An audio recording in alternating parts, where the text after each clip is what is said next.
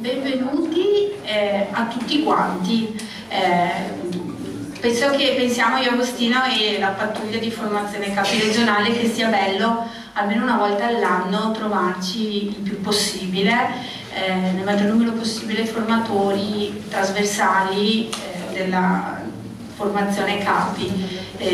Abbiamo presenti staff del CFT, dei CFM, ci sono anche membri di staff dei CFA, perché ricordiamo, sì, CFA è formazione nazionale, però comunque con uno sguardo anche alla regione, i formatori dei CAM, e quest'anno abbiamo anche la novità, abbiamo voluto invitare a questo RTT, questo incontro di formatori, anche i formatori del formatori per capi del settore competenze e della protezione civile.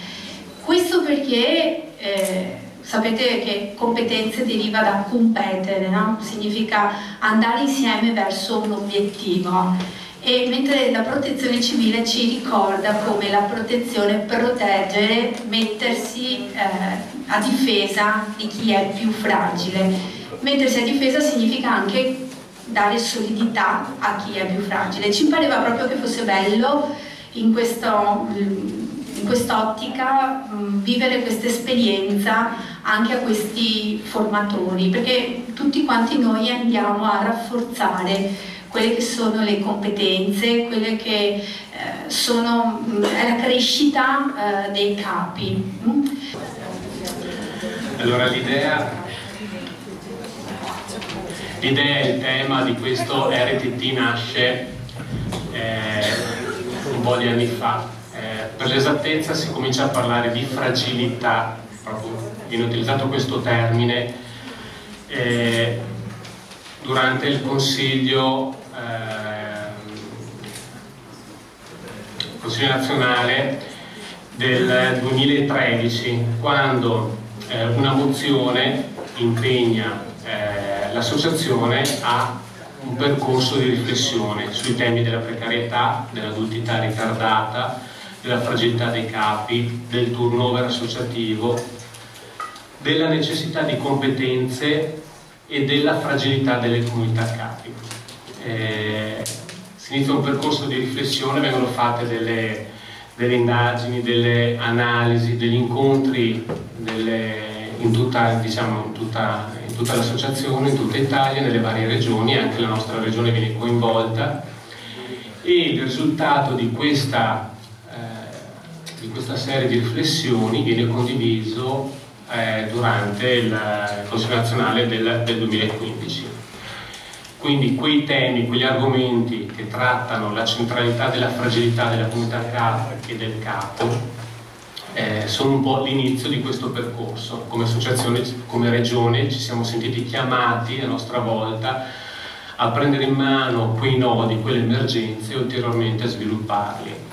Quindi a quelle riflessioni si aggiungono anche una serie di incontri che abbiamo fatto con gli incaricati della nostra regione della formazione capi, coinvolgendo anche delle persone esterne alla nostra associazione, e questo per cercare di fare un focus su un elemento di criticità. Cosa emerge da questa serie di riflessioni? Ho scritto così, non andrò troppo oltre con i pensieri. Cosa emerge? Una brevissima sintesi di quelli che sono i nodi o gli elementi di criticità. È chiaro, ci sono anche degli elementi sui nostri capi, sui giovani, anche elementi positivi, però il focus in particolar modo lo abbiamo posto su questi argomenti. Viviamo in un contesto di precarietà di vita, sia sociale che personale. Il posticiparsi dell'età adulta, la provvisorietà e l'incertezza nelle quali vivono molti giovani capi concorrono alla difficoltà di compiere scelte chiare e definite, anche rispetto al servizio e agli orientamenti valoriali. Vi è una difficoltà ad essere testimoni coerenti delle scelte fatte e paura ad assumersi le relative responsabilità, vivendo così in un costante conflitto fra i valori, l'etica scout e la quotidianità. Si percepisce la fragilità e la fatica del vivere oggi, e questa percezione ha il suo cuore attorno a due questioni: la debolezza nella capacità di discernere e la debolezza di senso. Vi è un dichiarato e diffuso senso di stanchezza. L'aspetto del fare fatica, del sacrificio necessario a superare le complessità anche del servizio risulta estraneo. Emerge una palese difficoltà nella gestione del tempo e delle priorità, che porta di conseguenza ad una difficoltà nel sapersi progettare. I più giovani poi, oggi, si trovano ingabbiati in tirocini che durano tutta la vita, senza mai arrivare ad avere ruoli di responsabilità, parcheggiati in percorsi di formazione che sembrano non avere mai fine, che ostacolano di conseguenza il passaggio naturale all'età adulta.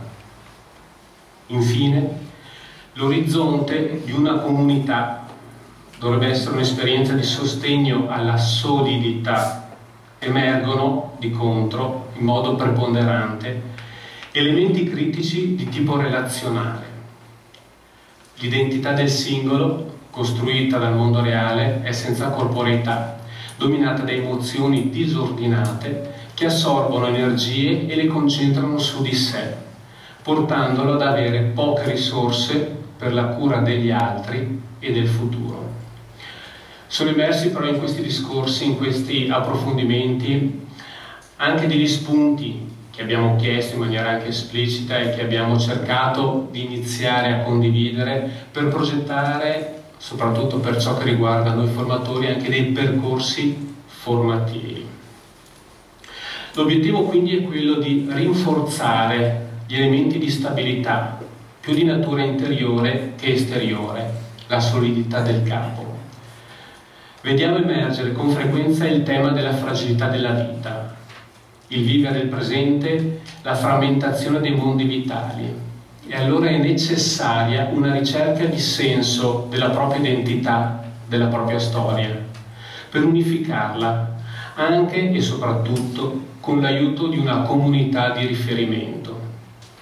Non è il ruolo che dà l'identità, ma la storia personale di ciascuno, nel suo divenire, nella sua complessità, nel suo agire e nel suo scegliere.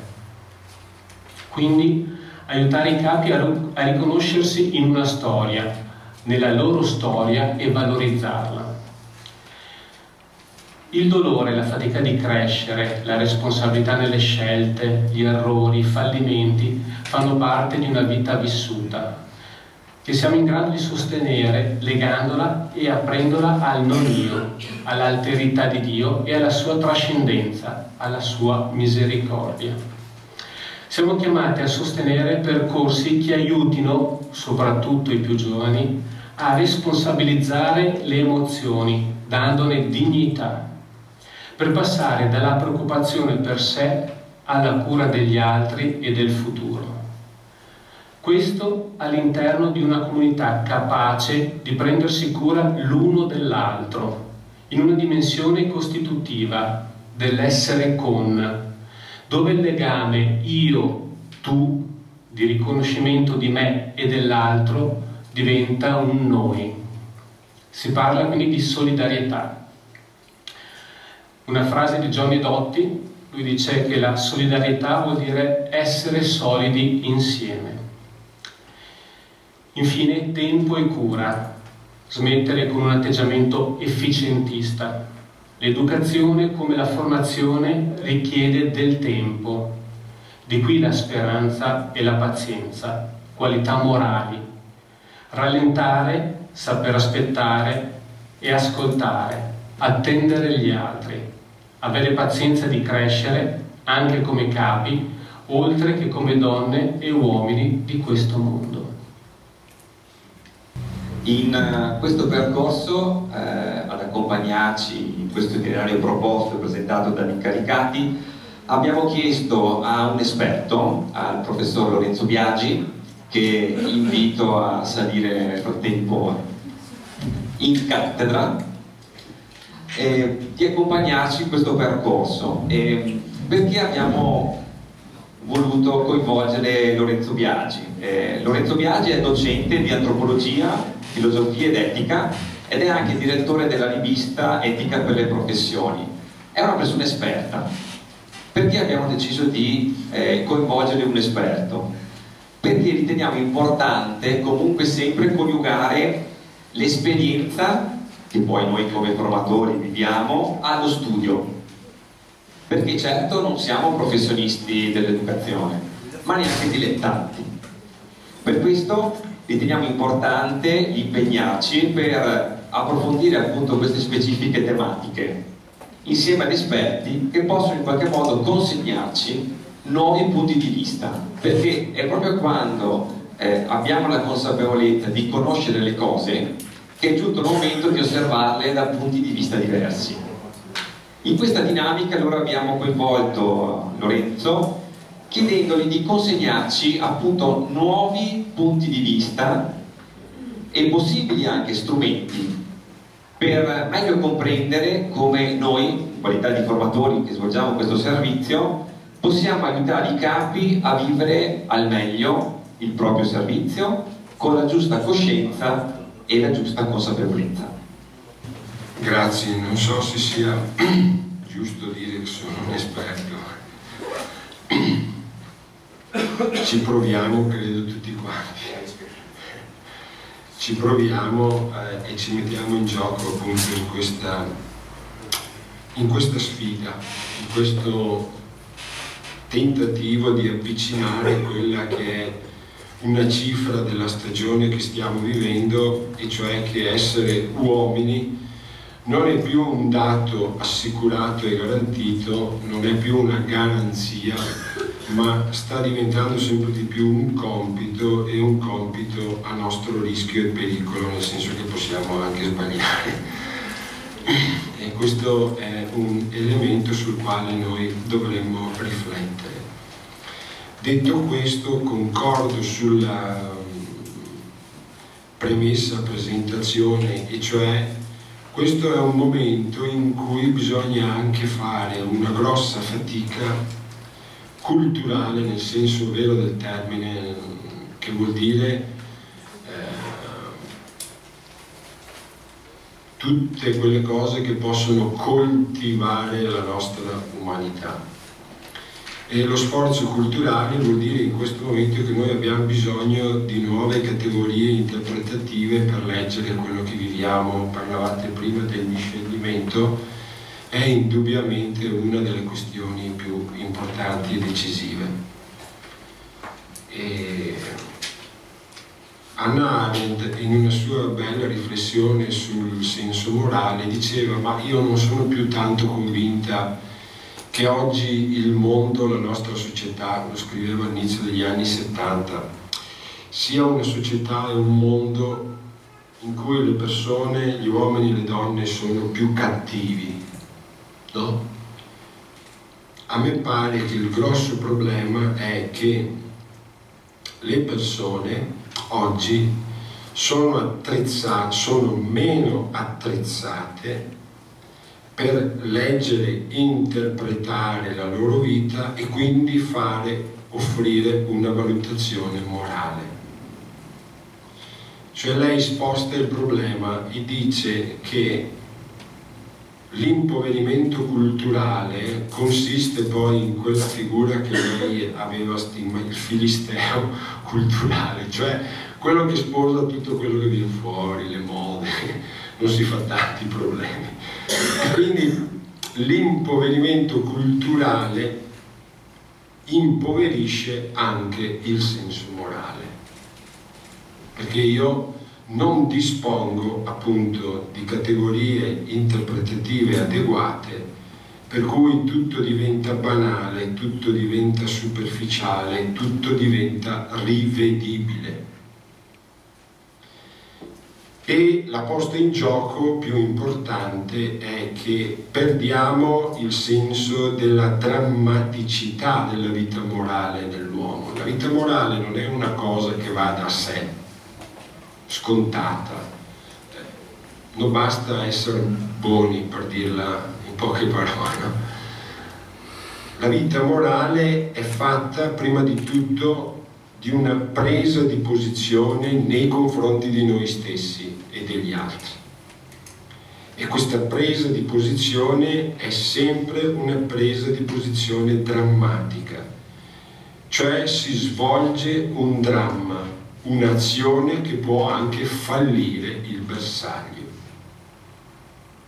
E di questo oggi dobbiamo essere sempre più consapevoli, se non vogliamo che la fragilità diventi ciò che ci paralizza e ci attanaglia. Quindi questo percorso qui di affinamento costante e continuo dei nostri utensili, dei nostri attrezzi culturali deve ritornare al centro della vita associativa. Non è tempo perso, non è teoria, ok? Può diventare anche tempo perso, può diventare teoria, può diventare roba astratta fuori dalla realtà, dipende appunto da come accettiamo di affrontare questa sfida. Quindi questo insegnamento di Hannah Arendt credo che sia estremamente importante e attuale. Affinare i nostri schemi di lettura, i nostri schemi di significato, altrimenti anche la nostra vita etica, la nostra vocazione rischia appunto di diventare banale e superficiale. Terza cosa, se sapevo che c'era quel testo lì, il lavoro era già stato fatto, cioè dovevi dirlo, non so perché avevi preparato quella roba. E allora però questo mi semplifica la vita. E prima di entrare... Se viene condivisa vuol dire che comunque viaggiamo su un binario. No, appunto, perché magari ci ammazza. Questo è su il discorso. Perché tu dici meglio le cose.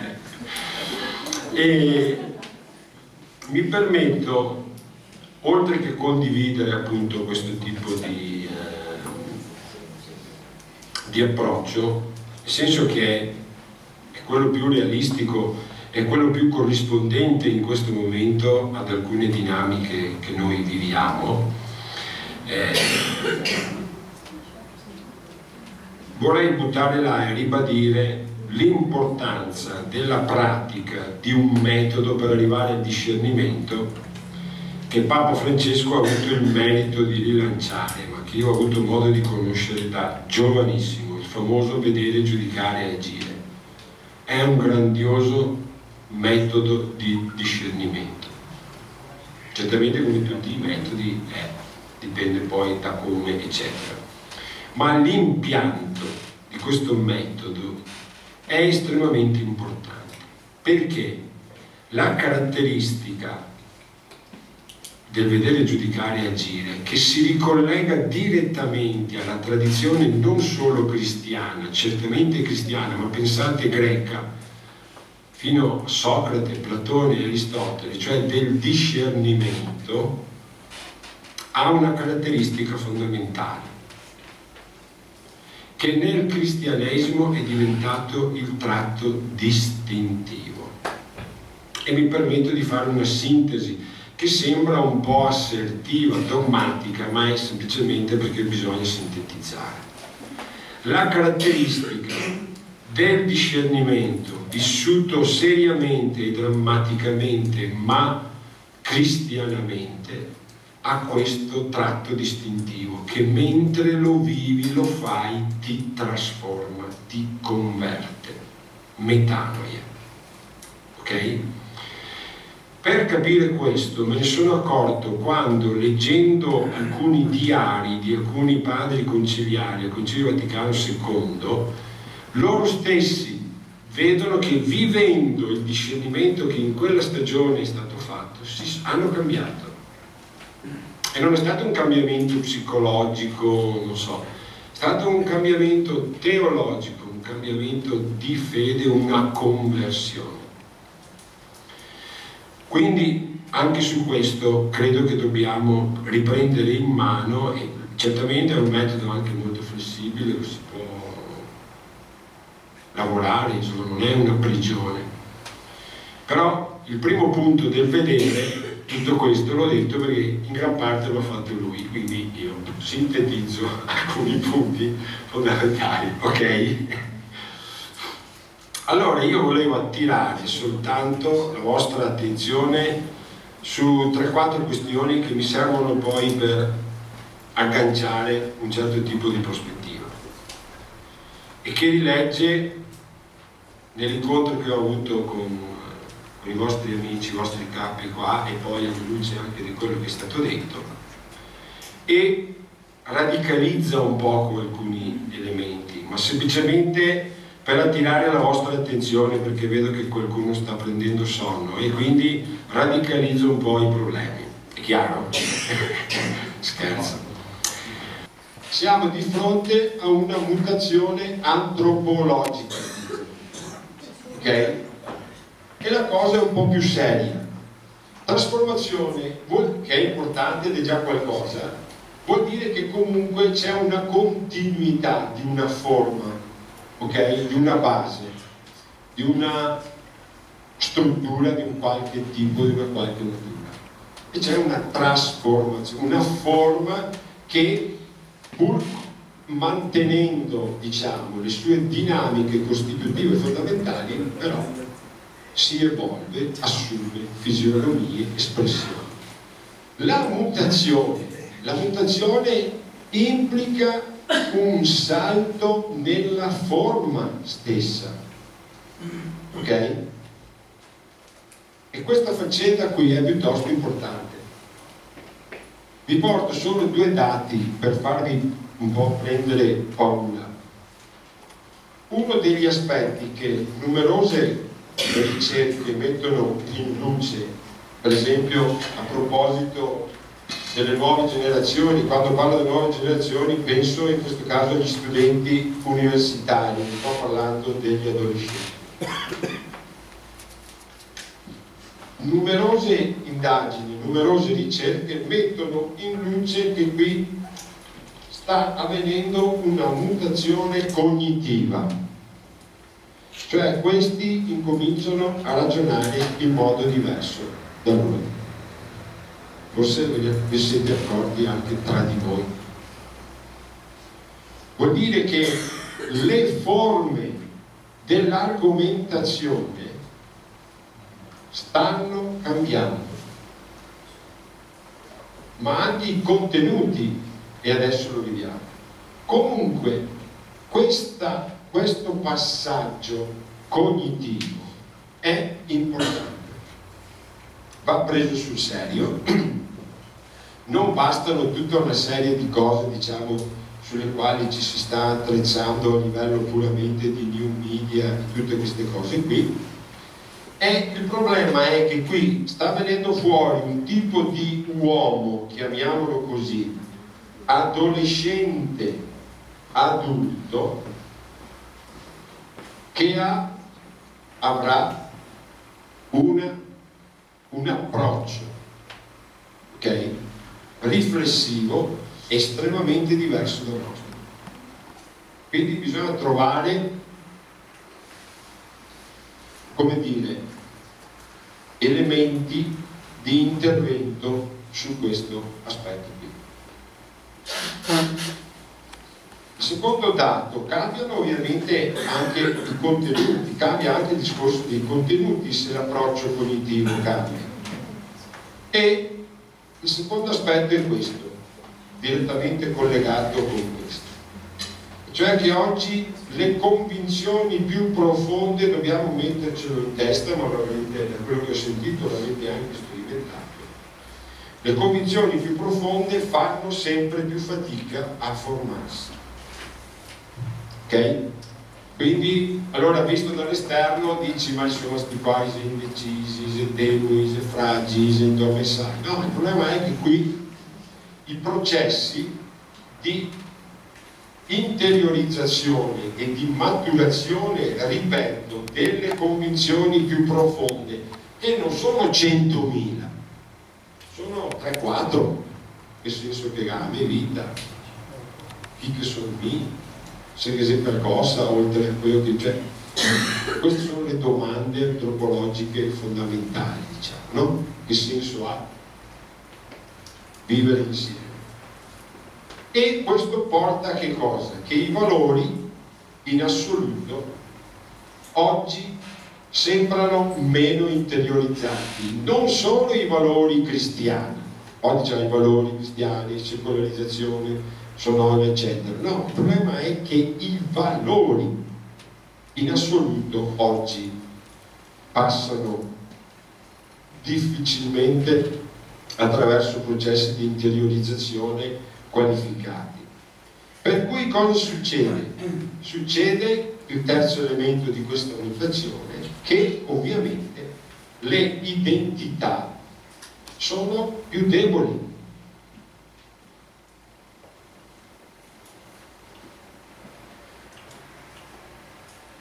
Talvolta perfino superficiali, non sono giudizi in prima istanza morali, no? Deboli, è per capirci subito, insomma.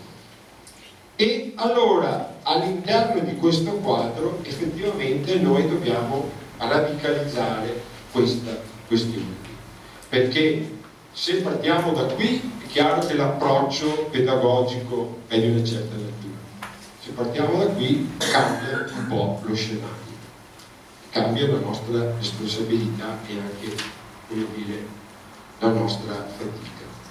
Vi dico subito, vi butto lì un primo elemento di riflessione, perché mi sembra che sia legato all'esperienza scout,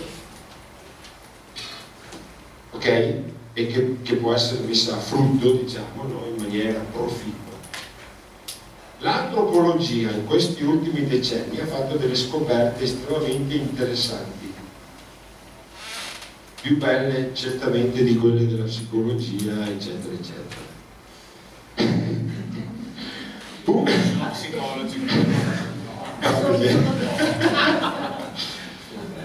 Una di queste scoperte estremamente interessanti, che è in qualche maniera valorata da tutta una serie di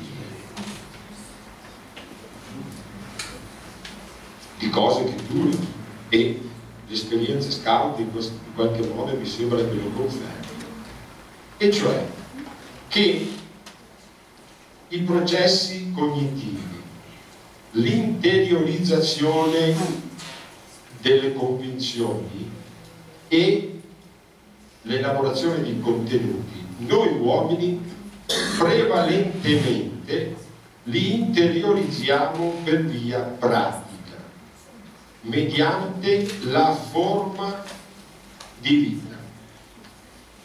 Oggi si parla molto di stile di vita, ma in realtà l'antropologia parte dalla forma di vita, perché lo stile oggi va bene anche quello, solo che lo stile oggi ci espone un po' tutta una serie di faccende che adesso non sto qui a... La forma di vita, ok? Cioè, come si potrebbe dire così, l'apprendimento dei valori, delle cose portanti di una vita, queste cose importanti della vita si interiorizzano non per via, diciamo così, predicatoria enunciativa, ma per via pratica. Ora, questo tema qui porta a una questione fondamentale. La nostra forma di vita scout, ho avuto là, io adesso non sto giudicando, non so neanche più di tanto, diciamo, la nostra forma di vita scout è in grado di, perché è inutile che guardiamo poi sempre fuori gli altri, no? La nostra forma di vita scout in questo momento, come è articolata, e così come è articolata riesce a star fronte a questa cosa qui. Questo è il vero problema, se no altrimenti bisogna che facciamo una croce sulla forma di vita scout. Prendo l'idea. Qui scout c'è soltanto. Sì, no, parlo in generale. No, forme di vita, no, adesso le specifico un attimo. Però questo è uno dei primi problemi, è una delle prime questioni. Capisco che è radicale, che ci toglie il terreno da sotto i piedi, però il problema serio bisogna che lo affrontiamo qua, perché se si tratta, come mi sembra di capire, di una mutazione piuttosto che di una trasformazione, allora non è che possiamo arrivare troppo tardi o non accorgerci o fare solo del moralismo. Questo è un grosso problema. Ci siamo? Allora bisogna cercare di entrare qui. La legge, diciamo, dell'antropologia pedagogica comunque resta questa qua. La via fondamentale attraverso la quale gli uomini nel corso della loro crescita, del processo di umanizzazione, hanno in modo particolare, diciamo, sempre messo, e funziona anche oggi, anche adesso non abbiamo il tempo, no? Passa attraverso, però, se volete semplifico un po', passa attraverso riti, miti, elaborazioni simboliche, illusioni, immaginazioni e avanti di questo passo. Passa attraverso l'appartenenza a una forma di vita. Ora questo, ripeto, e chiudo questo punto, mi sembra un primo passaggio importante. Il secondo passaggio, che poi va nella direzione di avvalorare quel discorso della mutazione, non ci pensiamo mai, ma l'uomo che cos'è essenzialmente? L'uomo è essenzialmente un essere nel tempo. Da qua lo si scappa. Tralascio tutto. Cosa vuol dire essere nel tempo? Vuol dire che i paradigmi della temporalità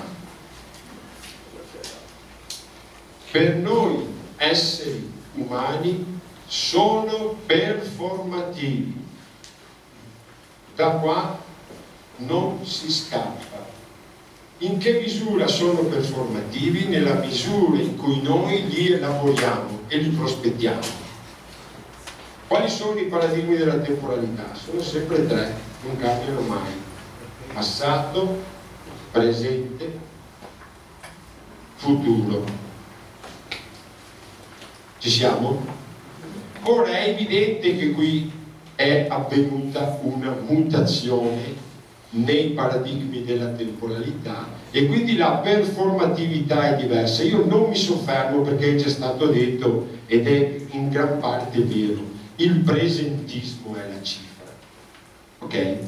Il vero problema però, la questione radicale, è che la mutazione dei paradigmi della temporalità comporta che il passato, che cos'è? È lo spazio dell'esperienza. Il futuro che cos'è? È l'orizzonte delle attese. Ok? Il presente è il momento in cui dovrebbe incontrarsi, dovrebbe accadere una rielaborazione, una interiorizzazione e un rilancio della questione. Chiaro? Il problema è che in questo momento il passato è finito male, il futuro anche. Il problema non è allora solo il discorso del presentismo. Il problema è che noi non abbiamo più la possibilità di appoggiarci su uno spazio dell'esperienza. Si potrebbe dire così, un po' adesso volgarmente, volgarizzando. L'esperienza di noi educatori, genitori, eccetera, di 30 anni fa, ormai oggi è pressoché inutile. Adesso sparo un pochettino per farvi capire il dramma, no? È inutile. è quasi inutile, presa così, ok? È inutilizzabile, non è inutile, è inutilizzabile, se non tramite tutta una rielaborazione, eccetera, eccetera.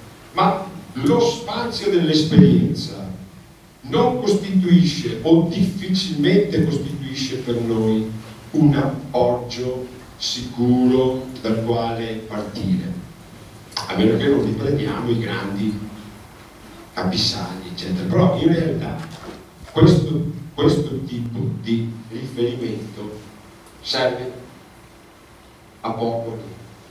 Di conseguenza l'orizzonte delle attese diventa sempre più difficile discernere e capire dove muoversi.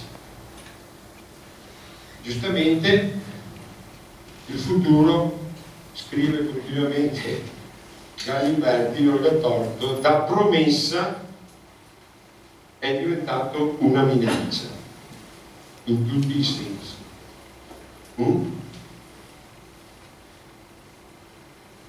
Cosa succede? Questo è quello che ci interessa di più. Cosa succede in questo contesto? In questo contesto succede che molto spesso noi, anche noi stessi, non solo i più giovani, non abbiamo, da una parte ci sentiamo sguarniti rispetto ad alcuni punti di appoggio, dall'altra, di fronte alla complessità delle cose che ci mette davanti la vita, non abbiamo più neanche tanti, come dire, modelli che possiamo dire siano fondati, no? E che ci possano dire verso dove potremmo cercare di andare. Restringimento dello spazio dell'esperienza, rimpicciolimento dell'orizzonte delle attese produce un certo tipo di identità, ancora una volta, che è esattamente la nostra, quello che noi siamo. Brancoliamo, ok? Cerchiamo di capire come e dove muoverci, ma è evidente che in tutto questo il tema forte è che cresce il senso di precarizzazione del progetto di vita, e questo non si può scappare. E soprattutto quando l'orizzonte delle attese si abbassa, così come si è abbassato ormai abbastanza brutalmente, è chiaro che io ho un primo problema, un secondo problema da affrontare dopo quello della demotivazione. E non è che io sia cattivo, moralmente cattivo, che cos'è? Ok? Uno giustamente è sempre disprezzato, Don Abbondio. Il coraggio uno non se lo può dare, ma c'è un po' di verità in questo. Ora, questi elementi qua, a mio avviso, sono effettivamente collegati a quello che voi avete chiamato fragilità, solidità. Ok? Collegati ovviamente ai. Il terzo elemento che vorrei mettere in luce velocemente è che, sempre in questa mutazione, è che noi continuiamo a sottovalutare, e non so perché, è quella che un filosofo tedesco in anni non sospetti ha chiamato inversione morale. Michael Polanyi, morto 30 anni fa ormai, dall'esperienza delle dittature, diciamo, e dai nazionalismi vari, eccetera, eccetera, dalle dittature totalitarie, lui diceva: qua sta avvenendo una inversione morale. Cosa vuol dire? Portiamo qualche esempio veloce.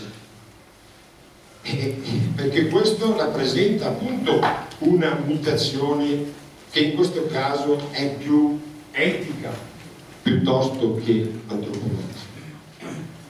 Pensate a quello che è successo in questi ultimi 50 anni, e cioè per esempio lo sdoganamento dell'egoismo. L'inversione morale cosa vuol dire? Che l'egoismo oggi è un valore ed è un principio di vita. Non cos'è solo il profumo egoista? Chiaro? Il fatto è che l'homo economicus, che è il nostro paradigma, ha detto che essere egoisti è fondamentale ed è anzi un modo per realizzare la propria autenticità. Naturalmente questo sdoganamento dell'egoismo, un sociologo francese molto acuto, si è portato dietro, ha travolto un valore, il valore del sacrificarsi per qualcosa. La cultura sacrificale è morta, abbiamo smesso di riconoscerci nell'obbligo di vivere per altro che non sia per noi stessi. Allora, questa frase è molto forte e non è un discorso, ripeto, moralistico. Qui è una mutazione. Cosa vuol dire questo? Se vi capita mai di partecipare in giro, incontri parrocchiali o altro, una cosa che mi ha colpito è che sempre di più, quando si fanno le meditazioni, le risonanze si chiamano, sì o no, le risonanze della parola, del Vangelo, e capita magari ama te stesso, no, ama il prossimo tuo come te stesso, la maggior parte degli interventi è volta a rivendicare il fatto che il come te stesso, dicendo che non puoi amare gli altri se non ami te stesso. Adesso semplifico, ma è da capotarsi secondo me, anche perché esegeticamente è proprio una cosa così. Anche qua bisogna domandarsi tutta, no? Ok? Questo è un tema serio, capito? Dobbiamo smetterla di vedere per esempio questo discorso dell'egoismo semplicemente e andare a vedere che cosa sta mutando e che cosa ha mutato, che cosa fa mutare questa cosa qui. Io ho colto solo questo elemento certamente della cultura sacrificale, dopo lasciamo stare, però è evidente, lo vediamo, ma non solo nei giorni, Mattosati, in giro noi adulti abbiamo una forma di vita per cui trasmettiamo e mettiamo in campo l'idea che ha senso sacrificarsi. Beh, gli scout no, perché si bravi, non è in paradiso, ma in generale non funziona più così. Secondo aspetto legato a questa inversione morale è il grande processo di decolpevolizzazione che è avvenuto in termini sociali. Oggi se tu commenti qualcosa basta che te vai in televisione e ti dici sì, sono stato mio e ti sia a posto. Adesso io vi semplifico, ma questo sociologo Gilles Lipovetsky ha scritto un bellissimo libro qua, no? Su questa riflessione sul tema della decolpevolizzazione. Naturalmente questo tema della decolpevolizzazione è stato venduto come liberazione, emancipazione, autorealizzazione, perché sennò il senso di colpa eccetera. Salvo che l'altro giorno, preparandomi, se andate su Google, anche i psicologi adesso scommessi a dire no, porco cane, il senso di colpa è importante per la strutturazione delle persone, del carattere, ok? Però io mi ricordo bene e ho anche i libri che scrivevano l'esatto contrario. Terzo aspetto di questa inversione morale. Il tema dell'inversione morale ha certamente coinvolto in modo fondamentale, forse quello più importante, il plesso di alcuni valori sociali, politici e collettivi. Lo abbiamo sotto i nostri occhi. Ok? Questa inversione morale manda una forma di vita molto semplice e molto chiara. Uno studioso americano scriveva, oggi traduco perché così capite, un po' trovarsi e aver bisogno di che altri sia per il Signore, trovarsela. Perché? Non trovi, dice lui, nessuna mano che ti viene incontro, ma semplicemente un piede che ti schiaccerà ancora più a fondo. Ok? Una psicanalista francese molto occulta, lacaniana, ha parlato di questa nuova figura, il narcisista, quello che mette insieme il narcisismo e il cinismo.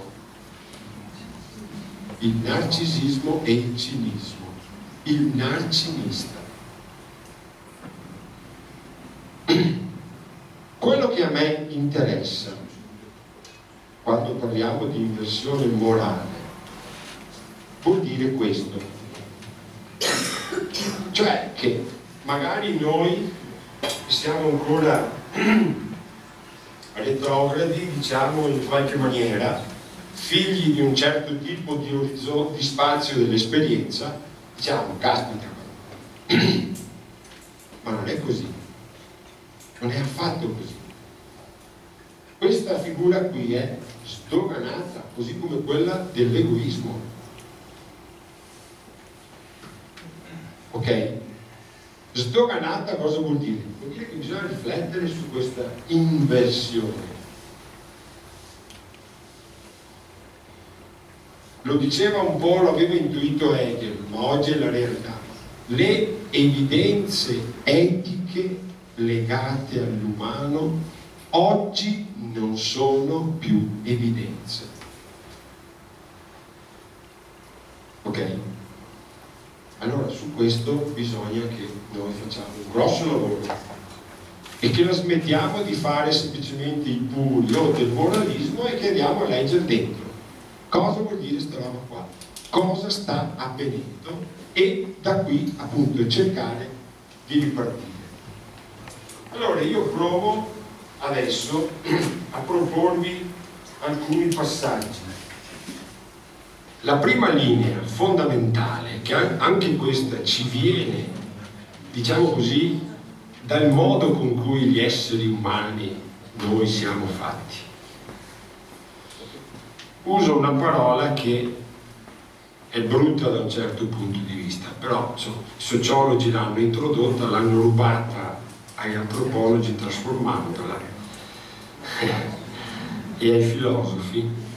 Il problema di fondo è questo: se l'assunto che vi ho detto all'inizio, quello della via pratica e della forma di vita, regge, come credo che regga, la prima cosa sulla quale bisogna assolutamente, diciamo così, intervenire è quella di ricostruire il capitale sociale, si chiama. Cos'è il capitale sociale? Io lo leggo in termini antropologici. Il capitale sociale non è altro che quella rete di interlocuzione primaria o originaria, l'acqua in pratica, in cui l'essere umano incomincia a muoversi. Quella rete di interlocuzione, come la chiama Charles Taylor, che è la prima che mette le basi per la costruzione della nostra identità.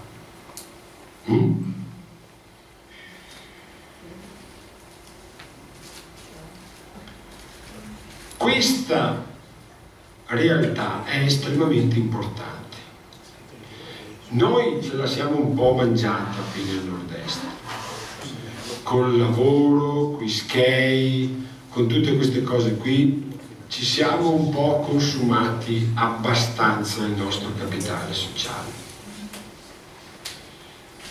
Il problema è che per ricostruire un capitale sociale ci vogliono secoli, tanto per essere chiari. Questo è quello che noi non riusciamo a capire. Il problema, per usare un altro termine così che funziona, insomma, quello della socializzazione primaria, detto in parole immediate. Perché? Perché questo mondo qui, antropologicamente parlando, è ancora tutto costruito sul paradigma del dono. Ok? È ancora tutto costruito sul paradigma del dono.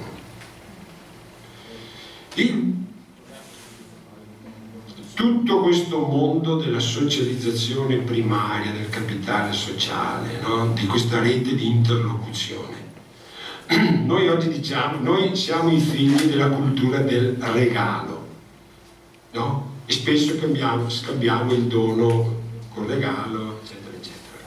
Ma non è la stessa roba. Anche perché il dono non è un oggetto, ok? Il dono è un legame, è un processo di costruzione pratica di un legame. Non è un oggetto, è un legame. Il dono non è la gratuità, che è una cosa, dice Ricoeur, che eccede il paradigma del dono. Allora, che cos'è il dono? Il dono non è altro che quell'insieme di rapporti, anzi in maniera più forte, di legami primari che presiedono al nostro riconoscimento. Questo va ricostruito, questo va, vorrei dire, esplicitato. Ma oggi il dono non esiste più, ormai tutti fa qualcosa solo per interesse. Non è vero. Voi togliete tutto questo mondo, veramente ci troveremo presi male.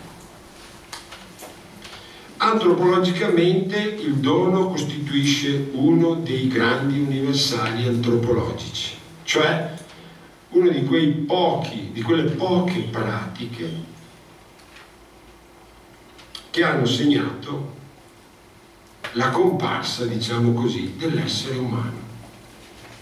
Lévi-Strauss dice, prima che venisse fuori questo paradigma del dono c'era altro, non dice cosa. L'uomo è venuto fuori quando ha incominciato a dare, ricevere e contraccambiare.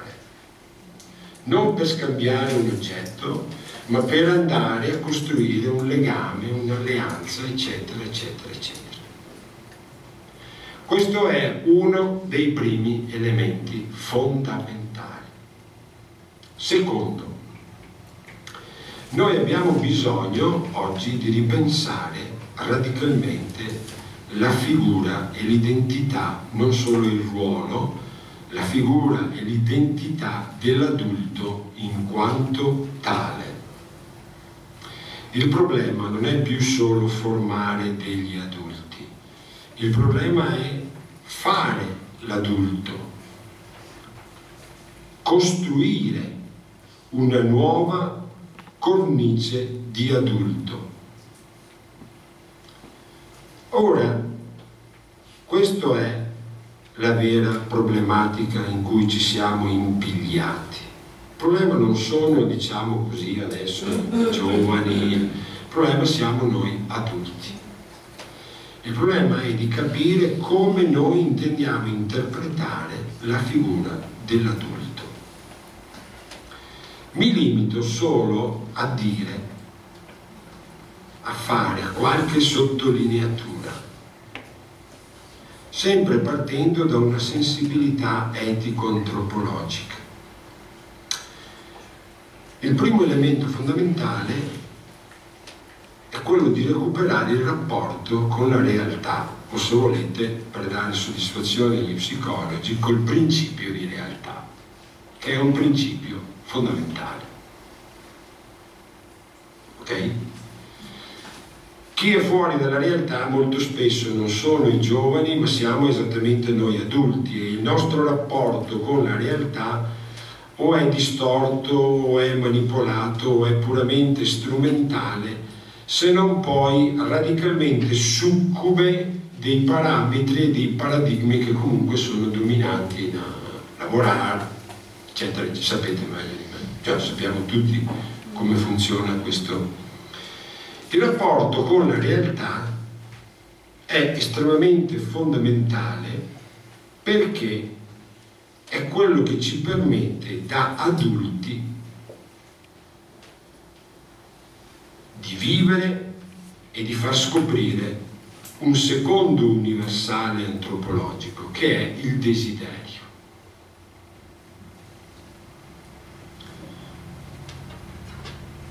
Il desiderio è il secondo grande universale antropologico dopo il dono, e il desiderio, anche qua, non andiamo dietro alla psicologia che ha ridotto il desiderio al desiderio sessuale, e allora il calo del desiderio oggi viene sempre letto così, no? Prevalentemente.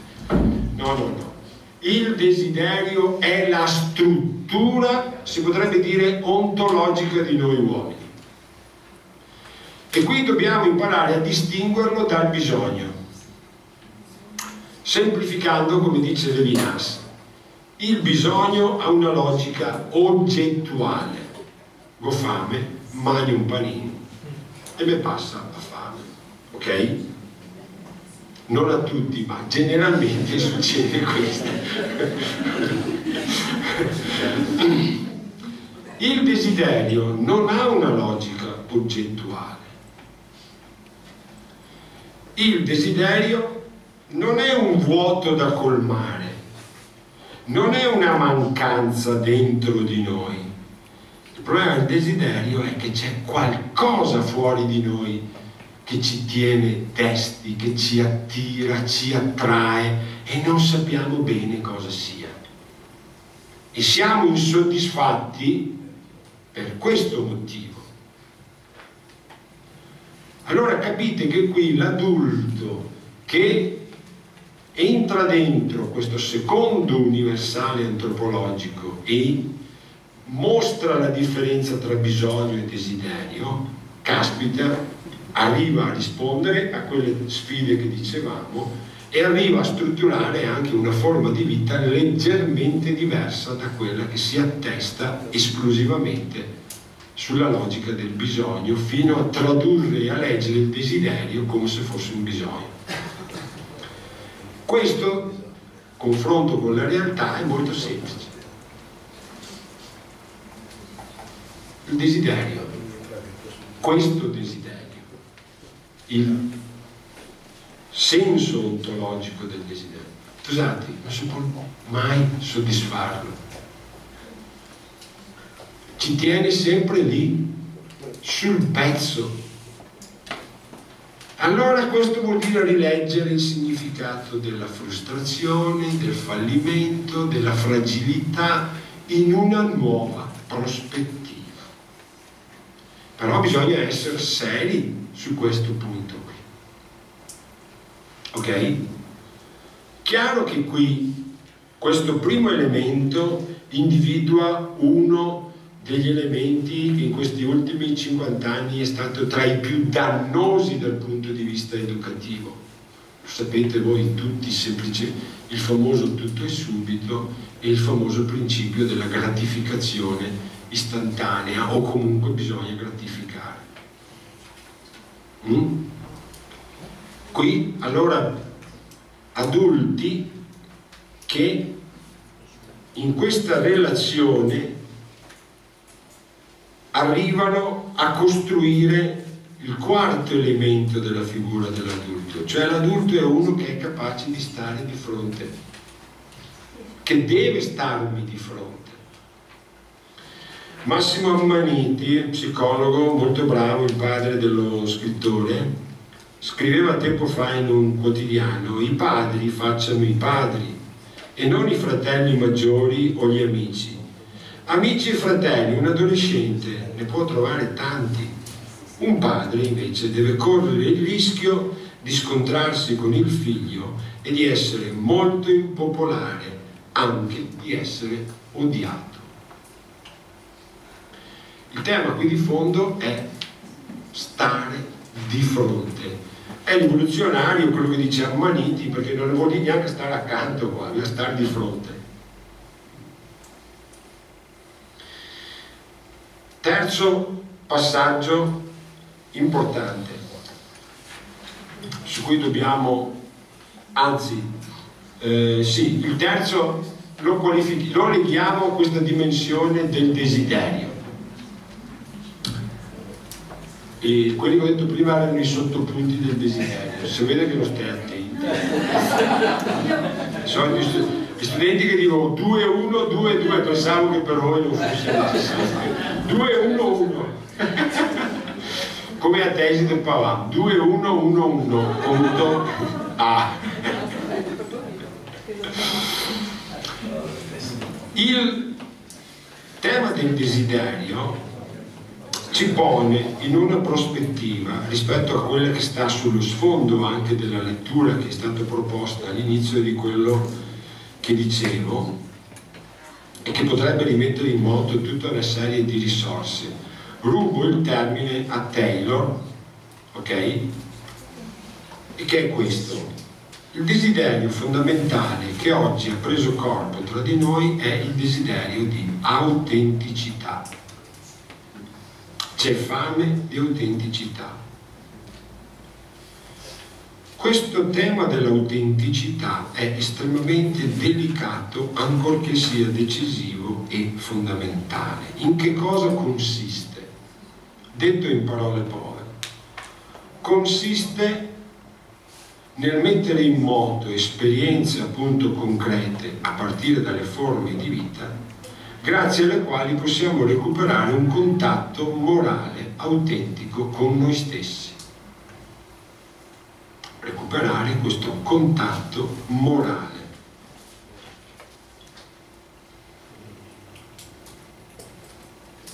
Che è la fonte della gioia, dell'appagamento, della felicità, di una vita che cerca di mettersi in gioco e anche di riuscire, diciamo, per quello che è possibile. Come si profila questo ideale di autenticità? Molto semplicemente, c'è un modo di essere uomo che è il mio modo. E questo mio modo io lo devo tirare fuori, per dirla in parole povere, perché se non lo tiro fuori non solo manco la mia autenticità, ma impoverisco il mondo, direbbe Hannah Arendt, impoverisco la comunità, la collettività.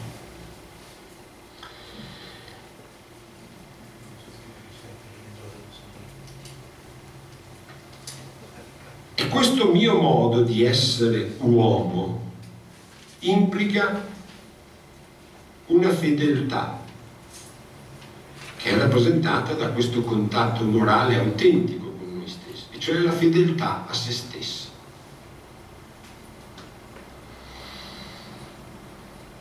La fedeltà a se stessi è il cercare di rispondere con la vita,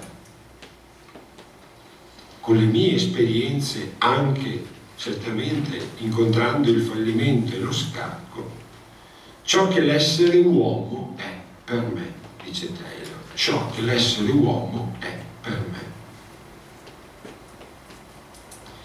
Questo è un potentissimo ideale morale che è diventato, secondo Taylor, il dramma di noi, di questo tipo di uomini e donne che noi rappresentiamo in questo preciso passaggio storico. Quello che noi possiamo considerare è che questo potente ideale morale di autenticità, primo, è estremamente diffuso e presente, viene manifestato, viene espresso, viene raccontato. Il dramma è che molto spesso non trova risposte credibili, non trova forme di vita che siano in grado di sostanziarlo. Secondo, certo, è molto più difficile di quello che si creda questo tipo di fedeltà a se stessi. Perché? Perché esige l'educazione a questo contatto morale con se stessi che si basa sull'interiorità, quando oggi questo spazio dell'interiorità è sempre più ridotto e viene sempre più saturato da altri meccanismi. Quindi la seconda sfida dell'interiorità, a costo di vedere anche, diciamo così, a volte saltare delle persone, reagiscono in maniera, no? Quando ci sono, vi è mai capitato, cioè, dire un'ora di silenzio, un'ora di... non è possibile oggi, diventa un grosso problema. Naturalmente a questo tema, a questo potente ideale dell'autenticità, bisogna associare un terzo elemento dopo quello, i primi due che vi ho detto, che è quello che chiamerei con Dietrich Bonhoeffer il senso della qualità. Che cos'è questo senso della qualità? In questo rapporto con se stessi. Scriveva: quando si è perduta la nozione di ciò che è dovuto a noi stessi e di ciò che è dovuto agli altri, quando il senso della qualità umana scompare, non si ha più la forza di tenere le distanze, allora il caos è alle porte. Qual è il messaggio che ci dà Bonhoeffer? Riscoprire il valore della distanza, perché questo favorisce l'interiorizzazione.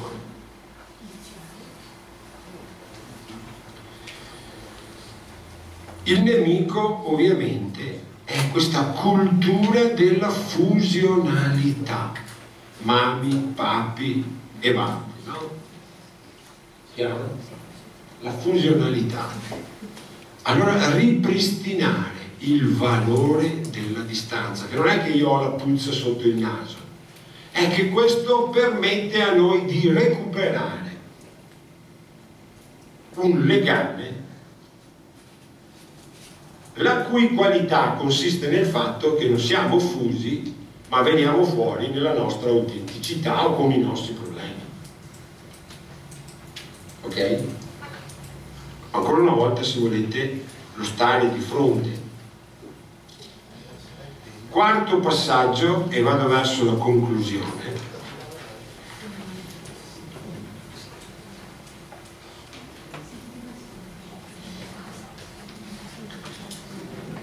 Dobbiamo incominciare a mettere in circolazione nuovi ideali ascetici, nuove pratiche ascetiche. E qui vado a concludere e esplicito che cosa vuol dire questo.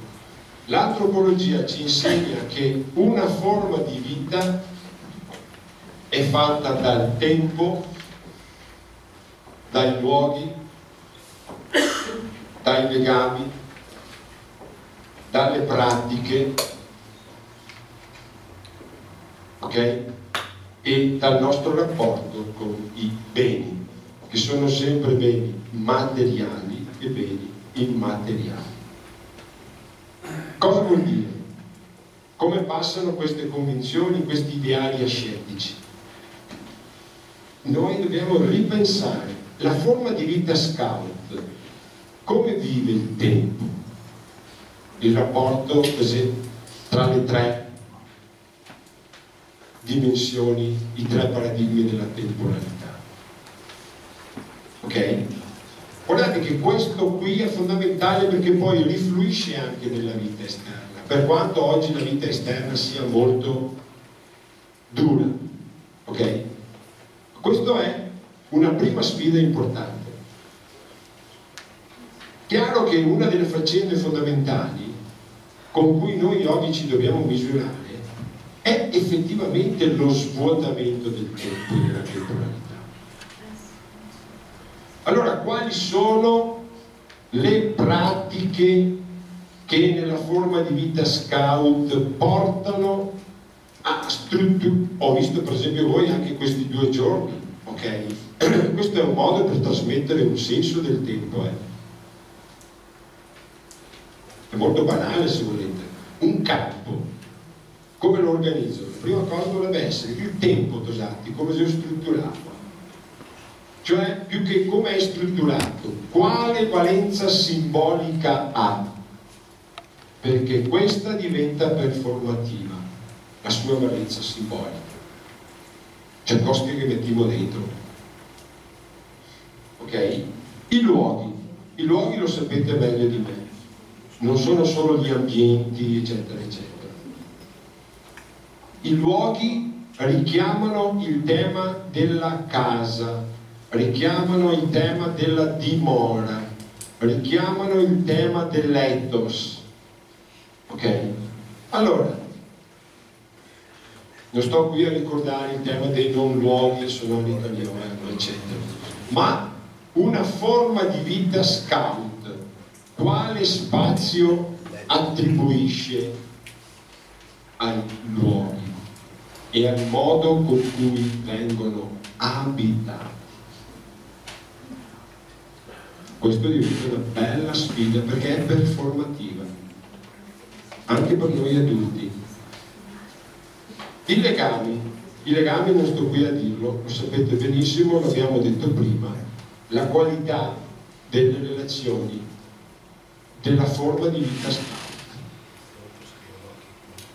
Le pratiche non sono le cose da fare, le pratiche sono i nostri riti, i nostri miti, le nostre liturgie, chiamiamole così, tutte le cose che... Su questo io credo che la forma di vita scout oggi sia molto più ricca di quello che essa stessa crede.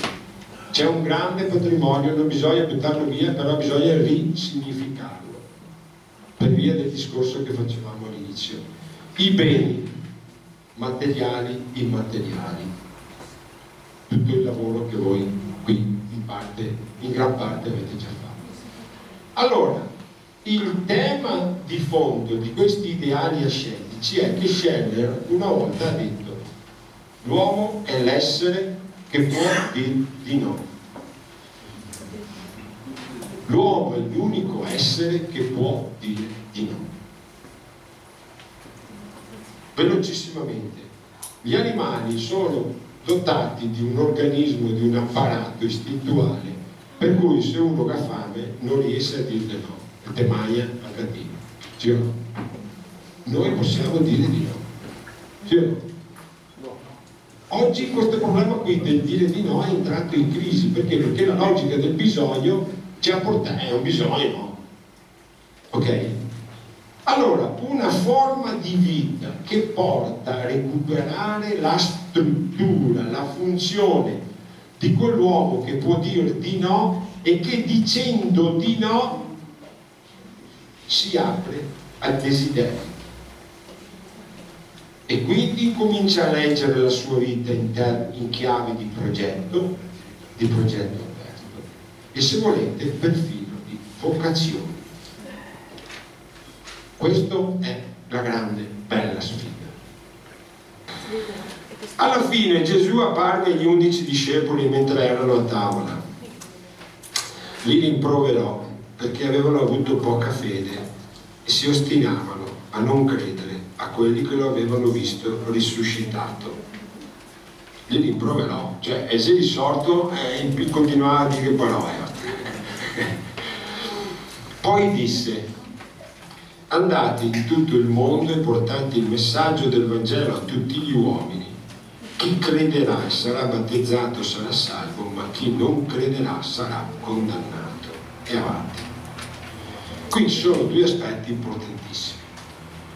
Un grande esegeta dice, commentando questo Vangelo, ed è il tema che ci interessa, Tosatti qua, anche per colpa del clero, non solo di psicologi questa volta, però se uno è clero e anche psicologo, vabbè, sembra che sia un po' tosato.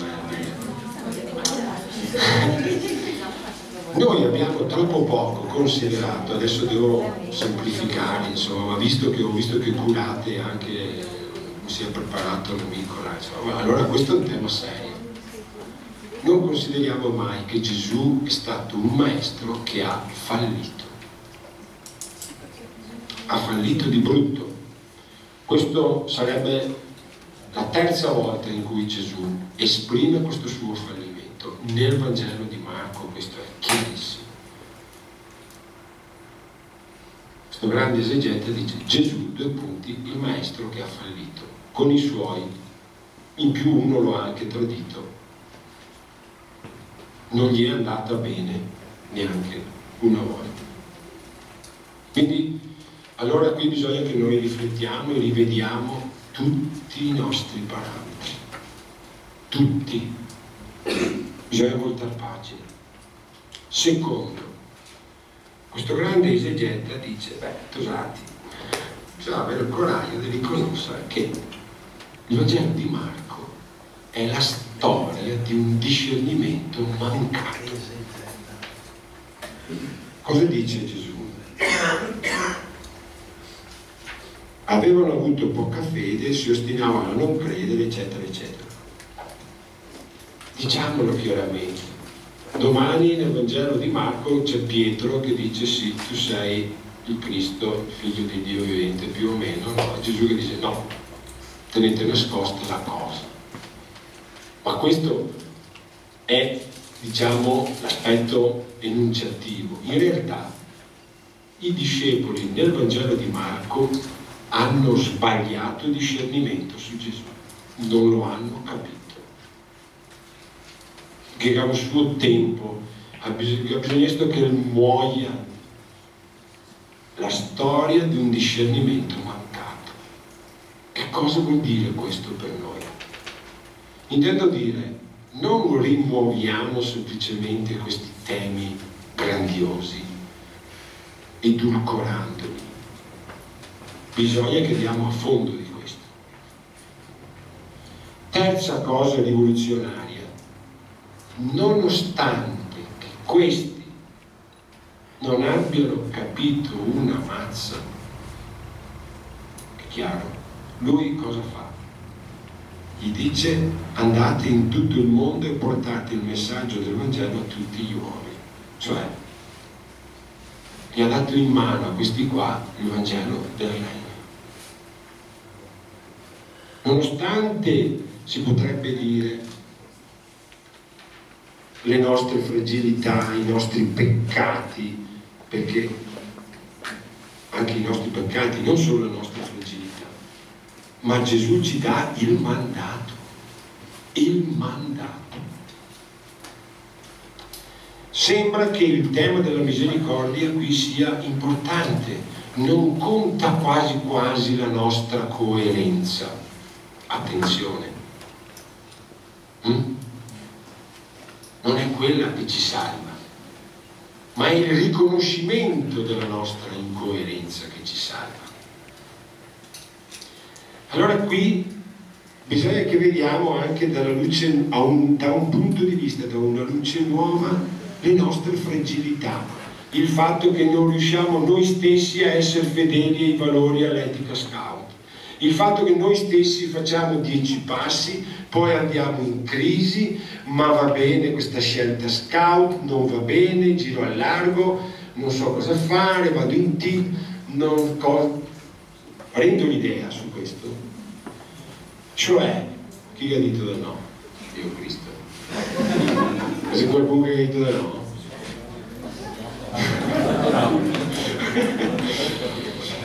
Allora, se questi tre aspetti, Gesù, il maestro che ha fallito, un discernimento mancato, Nonostante questo abbiamo il mandato, vorrei dire un po' parafrasando, di continuare a trasmettere e a educare. È evidente che qui la questione di fondo viene riportata poi al cuore della faccenda, e cioè su chi anche noi, a proposito di quelle convinzioni profonde, qual è la nostra convinzione di fede profonda,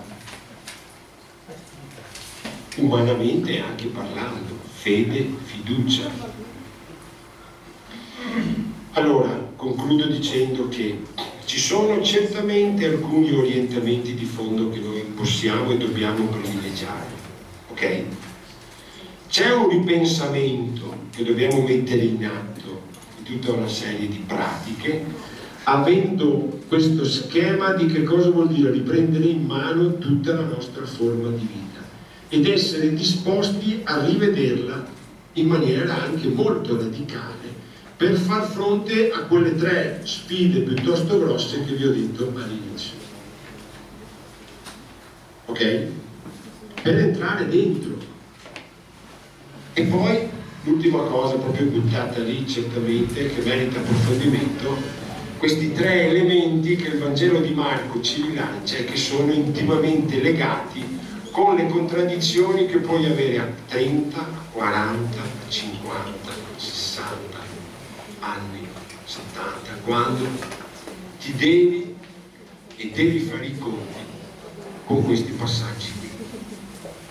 Ok? L'ultima annotazione e poi chiudo veramente. È chiaro che tutto questo, mettiamocelo in testa, sta in piedi se nessuno di noi pensa di potercela fare da solo.